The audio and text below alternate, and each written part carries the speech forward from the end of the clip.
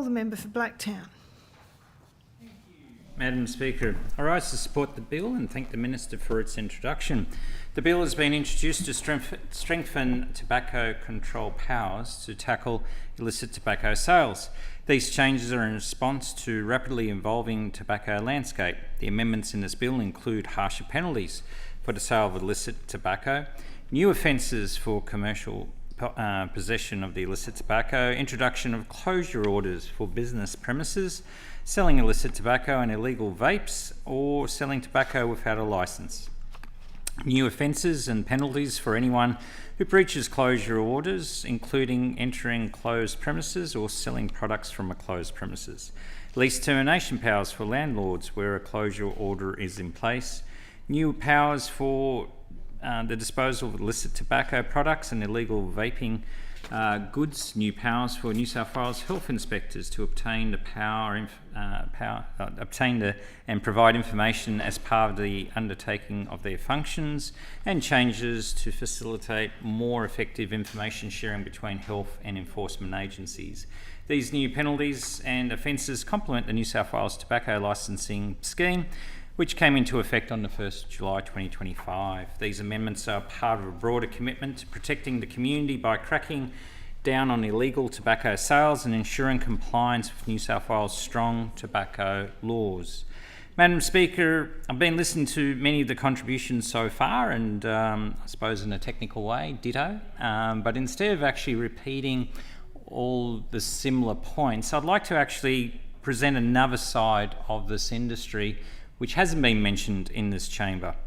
There are some family-based businesses that refuse to deal with illegal sales of tobacco. Their business model has virtually collapsed with the rise of illegal sales, coupled with the massive increase in government charges and regulation changes. The federal government earlier this year changed the packaging rules.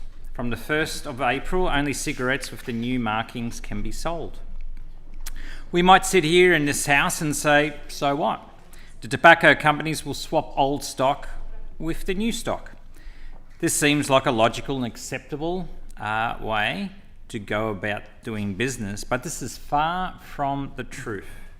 If you are Coles or Woolworths or any other major retail chain, the three major tobacco companies have done the stock swaps and you continue business as normal. If you're a family business or a sole trader, still waiting for stock credits, and all you've been told is that there will be a limited stock exchange at some time in the future. Many of these small businesses were forced over many years to carry a wide range of stock, from the slow-moving little herd of stock through to the high turnover from each of these three major suppliers. Some of these businesses have been in operation for 35 plus years. As a successful, compliant tobacconist, they generally had stock levels of over $700,000. These businesses that are being slowly crushed by the illegal market, the high federal government taxes and federal changes to packaging law, all of it completely outside the control of the legitimate tobacconist, have been forced or been screwed over by Philip Morris, British American Tobacco and Imperial Brands. Businesses have been talking to these three big suppliers for months to ask when will their stock be collected and credited. They were told to sell through as much as they can and continue not to buy any stock, so to run down all relevant compliant stock. So the cut-off was the 1st of April 2025, but they were able to sell the stock through to the 1st of July 2025, giving them time to sell down their stock. On the 1st of July, when it arrives, the family businesses had to clear all the stock off their shelves and put it back in the storerooms, lock it up and deem it unsellable, as it was now illegal. During all this time, the industry from compliant tobacco sales was declining dramatically. Legitimate business volumes is currently down by 75% and just barely keeping the business running. The three big suppliers then changed their minds and decided they were only going to take between 9 to 15 cartons per retailer. Why were the big retailers, the Coles and Woolworths, looked after while the small businesses were left to rot? Where are we today? Here we are today, passing important legislation to address the illegal tobacco market, yet by imposing steep penalties, whilst at the same time we have left the small businesses at the mercy of, or legitimate small businesses, at the mercy of being ripped off by Philip Morris, British American Tobacco and Imperial Brands.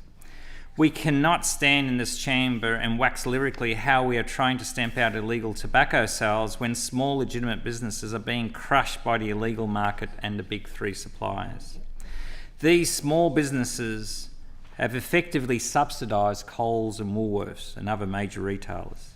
Major retailers have had their stocks exchanged, but the legitimate small businesses have been screwed over. Our government has to look at Fair Trading Act or work with the federal government to make sure that the bullying tactics of Philip Morris, British American Tobacco and Imperial Brands cannot continue.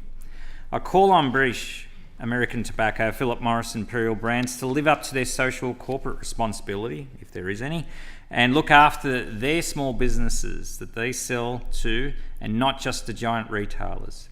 Everyone deserves a fair go, particularly the small, legitimate, family-operated tobacconists being smashed by the illegal trade, government taxes and changes in regulations.